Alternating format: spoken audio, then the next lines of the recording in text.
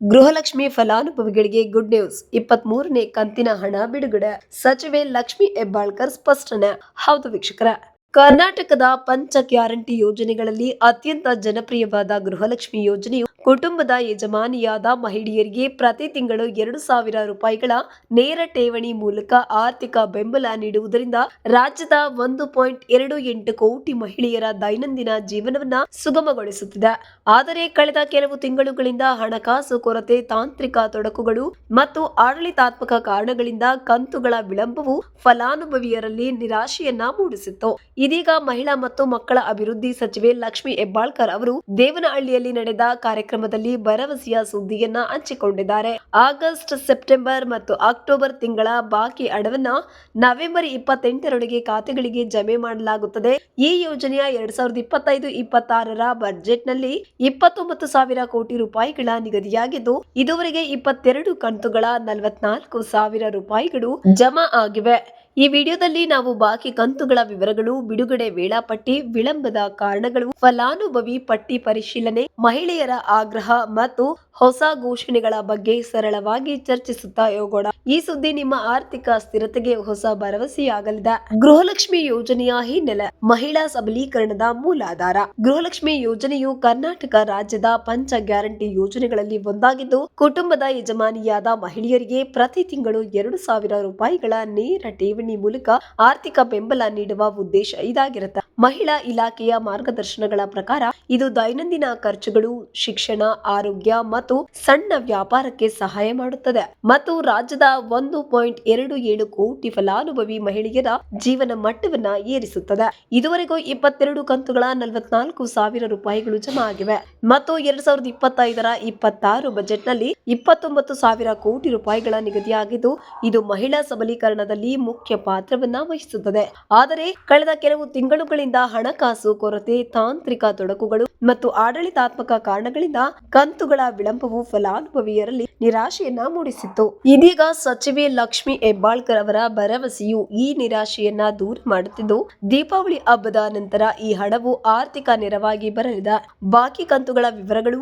3 ತಿಂಗಳ 6,000 ರೂಪಾಯಿಗಳ ಜಮಾ. ಸಚಿವರ ಘೋಷಣೆಯಂತೆ ಸೆಪ್ಟೆಂಬರ್ ತಿಂಗಳ ಹಣವು ಮೊದಲು ಬಿಡುಗಡೆಯಾಗುತ್ತದೆ ಮತ್ತು ಆಗಸ್ಟ್ ಹಣವು ಒಟ್ಟಿಗೆ ಜಮಾ ಆಗಲಿದ್ದು, ಅಕ್ಟೋಬರ್ ಹಣಕ್ಕೆ ಹಣಕಾಸು ಹೊಂದಾಣಿಕೆಯಾಗುತ್ತದೆ.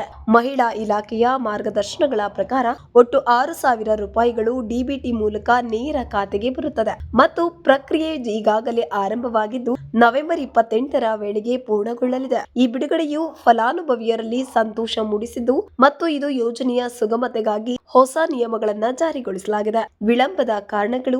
ತಾಂತ್ರಿಕ ಮತ್ತು ಹಣಕಾಸು ಸಮಸ್ಯೆಗಳು. ಹಣದ ವಿಳಂಬಕ್ಕೆ ಹಲವು ಕಾರಣಗಳಿವೆ. ಮಹಿಳಾ ಇಲಾಖೆಯ ಮಾರ್ಗದರ್ಶನಗಳ ಪ್ರಕಾರ ಬಿಹಾರ ಚುನಾವಣೆ ಸಂಬಂಧಿತ ಕಾರ್ಯಕ್ರಮಗಳು, ಹಣಕಾಸು ಕೊರತೆ ಮತ್ತು ತಾಂತ್ರಿಕ ಸವಾಲುಗಳು ಮುಖ್ಯ ಕಾರಣಗಳು. ಆಗಸ್ಟ್ ತಿಂಗಳ 2,500 ಕೋಟಿ ರೂಪಾಯಿಗಳನ್ನ ಇತ್ತೀಚೆಗೆ ಬಿಡುಗಡೆ ಮಾಡಲಾಗಿದ್ದು, ಅದು ಈಗ ಖಾತೆಗಳಿಗೆ ವರ್ಗಾವಣೆಯ ಪ್ರಕ್ರಿಯೆಯಲ್ಲಿದೆ. ಈ ವಿಳಂಬವು ಫಲಾನುಭವಿಯರಲ್ಲಿ ಅಸಮಾಧಾನವನ್ನ ಮೂಡಿಸಿದ್ದರೂ ಸಚಿವರ ಭರವಸೆಯು ಉತ್ಸಾಹ ಹುಟ್ಟಿಸಿದ್ದು, ಹಣಕಾಸು ಹೊಂದಾಣಿಕೆಯೊಂದಿಗೆ ಶೀಘ್ರ ಸರಿಪಡಿಸಲಾಗುತ್ತದೆ. ಫಲಾನುಭವಿ ಪಟ್ಟಿ ಪರಿಶೀಲನೆ. ಸುಲಭ ಮಾರ್ಗಗಳು. ನಿಮ್ಮ ಹೆಸರು ಪಟ್ಟಿಯಲ್ಲಿದೆಯೇ ಅಂತ ನೀವು ತಿಳಿಯೋದಕ್ಕೆ ಆಹಾರ ಕರ್ನಾಟಕ ಸೈಟ್ ಬಳಸಿ. ಮಹಿಳಾ ಇಲಾಖೆಯ ಮಾರ್ಗದರ್ಶನಗಳ ಪ್ರಕಾರ ಮೊದಲನೆಯದಾಗಿ ಹೇಳೋದಾದ್ರೆ ಸೈಟ್ ಭೇಟಿ. ಆಹಾರ ಕರ್ನಾಟಕ ಸೈಟ್ ತೆರೆಯಿರಿ. ಈ ರೇಷನ್ ಕಾರ್ಡ್ ಅಥವಾ ಬೆನಿಫಿಷಿಯರಿ ಲಿಸ್ಟ್ ಆಯ್ಕೆ ಮಾಡಿಕೊಳ್ಳಿ. ವಿವರಗಳನ್ನ ನಮೂದಿಸಿ. ಜಿಲ್ಲೆ, ತಾಲೂಕು, ಹೋಬಳಿ, ಗ್ರಾಮ ಪಂಚಾಯಿತಿ, ಗ್ರಾಮ ಆಯ್ಕೆ ಮಾಡಿ. ಶೋ ವಿಲೇಜ್ ಲಿಸ್ಟ್ ನ ಕ್ಲಿಕ್ ಮಾಡಿ. ಪಟ್ಟಿ ನೋಡಿ. ನಿಮ್ಮ ಗ್ರಾಮದ ರೇಷನ್ ಕಾರ್ಡ್ ಹೊಂದಿರುವ ಯಜಮಾನಿಯರ ವಿವರಗಳು ತೋರುತ್ತವೆ. ಹೆಸರು ಹುಡುಕಿ ಸ್ಥಿತಿ ತಪಾಸಣೆ ಮಾಡಿ. ಸಮಸ್ಯೆಗಳಿದ್ದರೆ ಗ್ರಾಮ 1 ಕೇಂದ್ರಗಳಲ್ಲಿ ಸಹಾಯವನ್ನ ಪಡೆಯಿರಿ.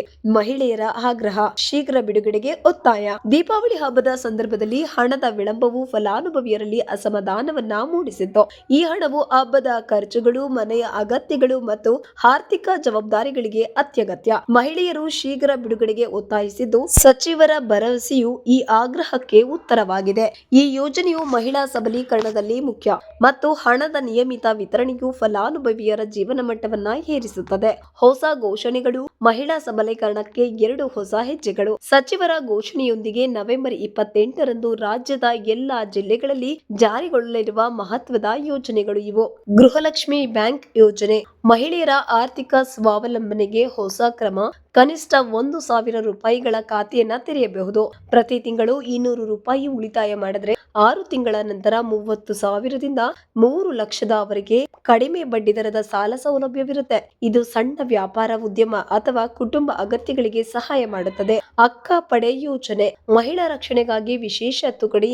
ಪ್ರತಿ ಘಟಕದಲ್ಲಿ 6 ತರಬೇತಿ ಪಡೆದ ಮಹಿಳಾ ಸಿಬ್ಬಂದಿ 24x7 ಸೇವೆ, QR ಕೋಡ್ ಸ್ಕ್ಯಾನ್ ಅಥವಾ ಕರೆ ಮೂಲಕ ತಕ್ಷಣ ಸಹಾಯ, ದೌರ್ಜನ್ಯ, ಶೋಷಣೆ ತಡೆಗಟ್ಟೋದಕ್ಕೆ ರೋಡ್ ರೋಮಿಯೋಗಳು ಮನೆಯ ದೌರ್ಜನ್ಯಗಳಿಂದ ರಕ್ಷಣೆ ನೀಡುತ್ತದೆ. ಈ ಯೋಜನೆಗಳು ಮಹಿಳಾ ಸುರಕ್ಷತೆ ಮತ್ತು ಸ್ವಾವಲಂಬನೆಗೆ ಬಲ ನೀಡುತ್ತವೆ ಮತ್ತು ಸುಮಾರು 40,000 ಮಹಿಳೆಯರು ಭಾಗವಹಿಸುವ ನಿರೀಕ್ಷೆ ಇದೆ. ಸಮಾರೋಪ ಹಕ್ಕುಗಳ ಸರಳ ಸಂಗ್ರಹಣೆ. ಸಚಿವೆ ಲಕ್ಷ್ಮಿ ಹೆಬ್ಬಾಳ್ಕರ್ ಅವರ ಭರವಸೆಯಂತೆ 3 ತಿಂಗಳ ಬಾಕಿ ಗೃಹಲಕ್ಷ್ಮಿ ಹಣವು ನವೆಂಬರ್ 28ರೊಳಗೆ ಜಮಾ ಆಗಲಿದ್ದು, ಯೋಜನೆಯ ಪ್ರಾಮುಖ್ಯತೆಯು ಮಹಿಳಾ ಸಬಲೀಕರಣದಲ್ಲಿ ಸ್ಪಷ್ಟ. ನಿಮ್ಮ ಪಟ್ಟಿಯನ್ನು ಪರಿಶೀಲಿಸಿ, ಸಮಸ್ಯೆಗಳಿದ್ದರೆ ಸ್ಥಳೀಯ ಕೇಂದ್ರಗಳಲ್ಲಿ ಸಹಾಯ ಪಡೆಯಿರಿ. ನಿಮ್ಮ ಅನುಭವಗಳನ್ನು ಹಂಚಿಕೊಳ್ಳಿ ಮತ್ತು ಇತರರಿಗೆ ಸಹಾಯ ಮಾಡಿ. ಧನ್ಯವಾದಗಳು. ನಿಮ್ಮ ಆರ್ಥಿಕ ಸ್ಥಿರತೆಗೆ ಶುಭಾಶಯಗಳು.